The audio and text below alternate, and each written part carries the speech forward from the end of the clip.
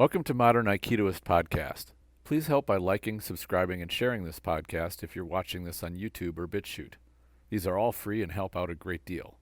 Word of mouth is how shows like this reach more people who are interested. Another way you can support this podcast is by way of a PayPal tip jar. You can leave a donation of any amount you like or set up a monthly donation just like Patreon or Subscribestar, only I don't make you pay for my content. I only invite you to contribute. There's a link in the description. I sincerely appreciate your interest and support. The word modernize is a contentious term in the Aikido community. Some find the idea of changing the art to fit modern times insulting to the forefathers of the art. In today's episode, I'm going to address this perspective as it relates to the weapons training Aikido focuses on, where it comes from, and where it goes from here. This will lead up to a significant announcement later in the episode. At the very core of the issue of modernizing is the battle going on between tradition and innovation. These two concepts are at odds with one another. Devout adherence to past teachings inhibits innovation. Every practitioner fights this battle within themselves. Some, in fact I would say many, resign to practice as they are told according to how things were always done. This is not necessarily a bad thing, as some great principles and techniques have been honed through time. We must keep that in mind though, honed through time. This means they have been incrementally improved through trial and error. By adjusting and improving, innovations often emerge.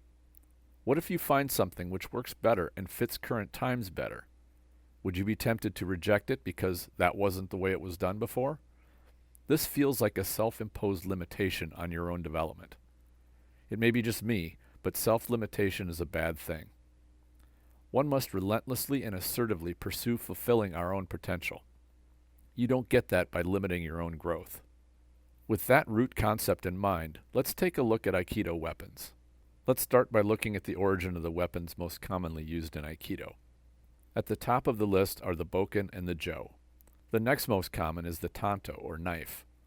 There are a few Aikido instructors which will work with the hanbok, which is a 3-foot stick, or the keibo, the baton. There may be other more obscure weapons or improvised weapons taught as well, but I won't be going deep into them. There's plenty to discuss with just these. Let's tackle the bokken first. I think the most ardent fans of the katana would admit that the weapon itself is outdated.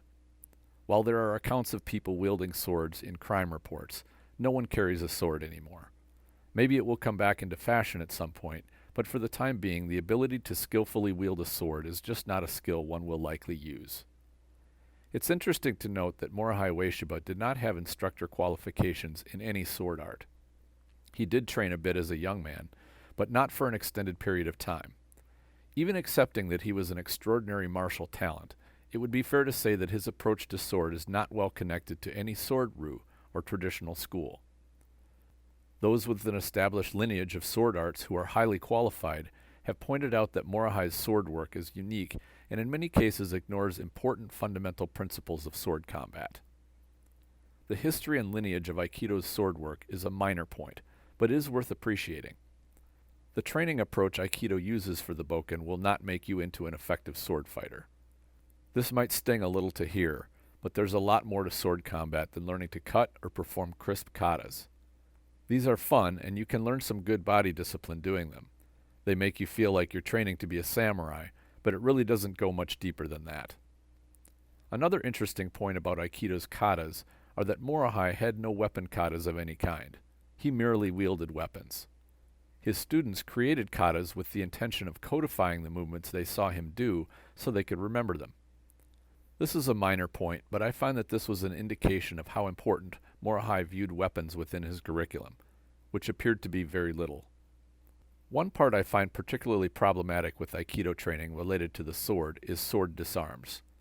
If someone has a real sword, you are almost certainly going to commit suicide by trying to move into their range empty-handed. Those disarms are very fun to train. They're a blast. However, the last thing you should ever do is move into range of someone wielding a live sword when you're empty-handed. If they have any intent at all, you're going to be seriously hurt or worse. The only way to practice sword disarms and have any hope of succeeding is to make sure uke is following very strict choreography, which includes notable telegraphing of strikes. Basically, Uke has to give you a big wind-up and give Nage the chance to identify the strike and enter in time. Against an active attacker who doesn't telegraph and can strike however he wants, the success rate drops to near zero. Sword disarms are really nothing more than pure choreography. While swords might be outdated, what about a stick? A bokken is just a stick, right? Yes, it is.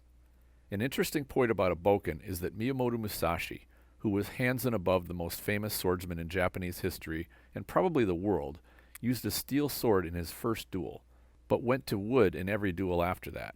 He killed some 60 opponents in duels, and these were merely the ones which were recorded. There could have been more. He didn't just beat them into submission with his bokken, he killed them. With a stick. This is worthy of full appreciation. A sharp sword is designed for killing, and it's very easy to cause a lot of physical harm to a body using a sword. That's exactly what they were designed to do, and they do it extremely well. It's much harder to kill someone with a stick. It takes a great deal of skill, far more than required with a 3-foot razor blade. A stick is still a very good weapon, which brings us to the jo. The jo is the Japanese walking stick. The story goes that when the samurai were eliminated during the Reformation of Japan in the 1800s, and the samurai were stripped of their weapons, they felt naked. A weapon was integral to everything that they were. Since carrying swords was illegal, they took to the walking stick, so they had a weapon on hand at all times. Certainly understandable. This means that the techniques for the jo were probably a combination of spear techniques and sword techniques. What we see of the jo katas in modern Aikido reflects this, consisting of thrusts and swinging strikes, including what might be referred to as quarterstaff blocks and strikes. The jo really is a versatile weapon. There's even an account predating the Reformation where an ambitious young samurai wanted to prove himself against Musashi. He took his bow, a long staff, and ambushed Musashi as he was working in his garden. The ambush failed. Musashi detected him in time and relentlessly beat the young samurai, but didn't kill him. Upon this crushing defeat, he went into the mountains to contemplate his loss. He figured that the bow was too long and slow to deal with Musashi's fast sword. He cut down his bow to a shorter staff, which is now called a jo, and returned to challenge Musashi again. Accounts vary, with followers of each claiming that their favorite won the match. What is known is that the fight went on for more than a half an hour with neither being soundly defeated. I think it's fair to say that this is the only account in history of Musashi being held to a draw, and that's quite a feat. It appears that the jo didn't become popular or fashionable as a weapon until the Reformation several hundred years later. I find that the jo is a good training tool for Aikido, but like the bokken, Aikido training does not make someone into an effective stick fighter. Jo nage, jo dori, and jo jiawaza are useful training exercises, but they are not good simulations of what a real violent exchange would be like. As a self-defense weapon, the jo isn't a bad choice, provided you have the space to use it.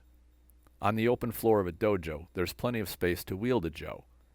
Take your jo into a normal room or a hallway and see how easy it would be to wield. It's not very practical in most of the environments a self-defense situation might happen in.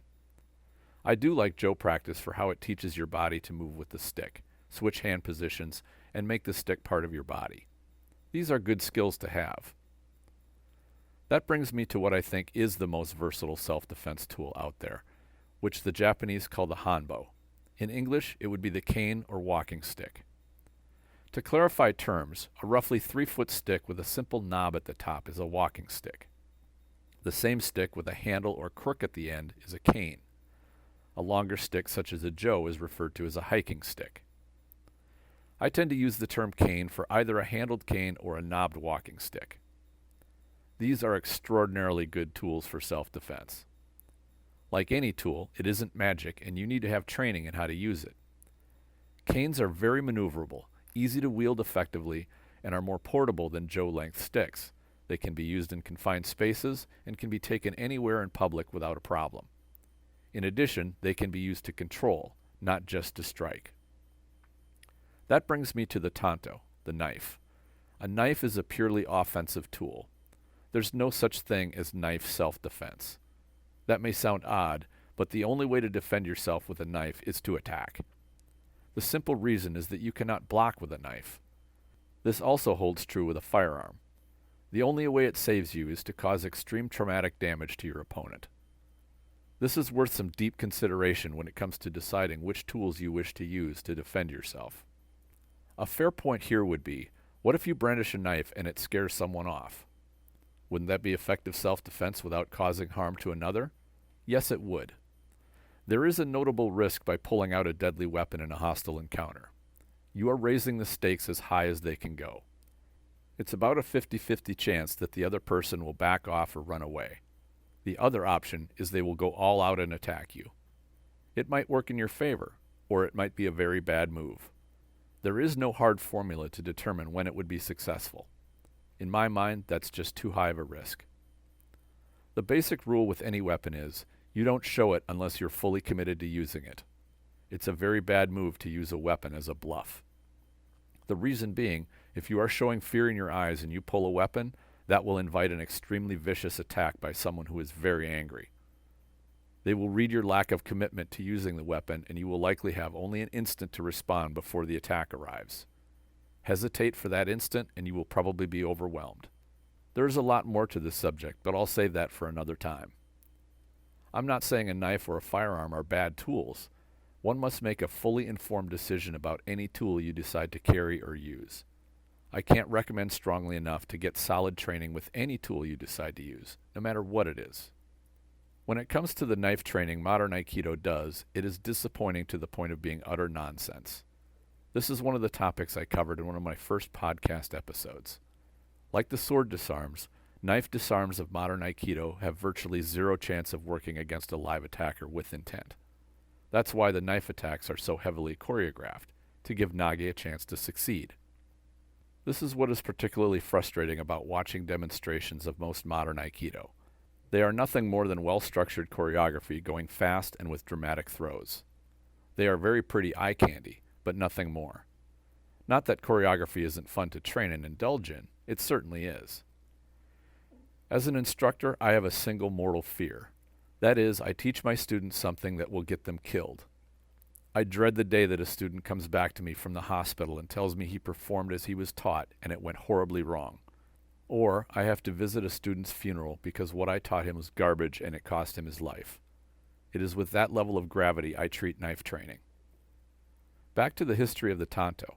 The knife was something every samurai carried, whether on the battlefield or in civilian life. If you look at how many daito-ru techniques are finished, uke is thrown down, pinned, and then struck, usually with an overhand strike. Why this strike? A tegatana strike would not be powerful enough to do much damage. The strike represented is a finishing blow. The method here is that you throw uke down, pin him, draw your knife, and end his life. It would very likely not be a shomanuchi strike, but a stab to the neck, throat, eye, or under the armpit. The strike shown is a stylized placeholder for the killing finish. At least, that's how it seems to me. To come back around to the original point of this episode, which is modernizing Aikido's weapons, it seems that the Jo and Bokken are fairly beyond practical weapons for people to carry or use. That leaves the knife, which many males carry all the time, and then the cane.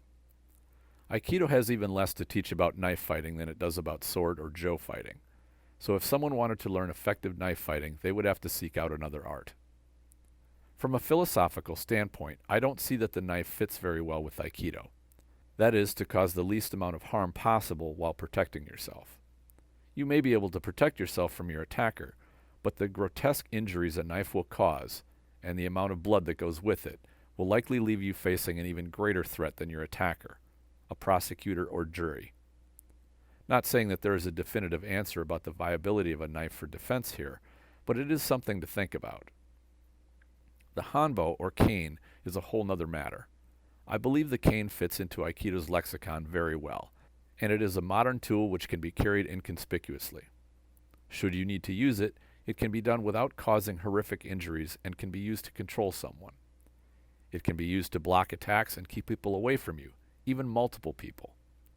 All these can be done without needing many years of training on it either. Now I come to the announcement.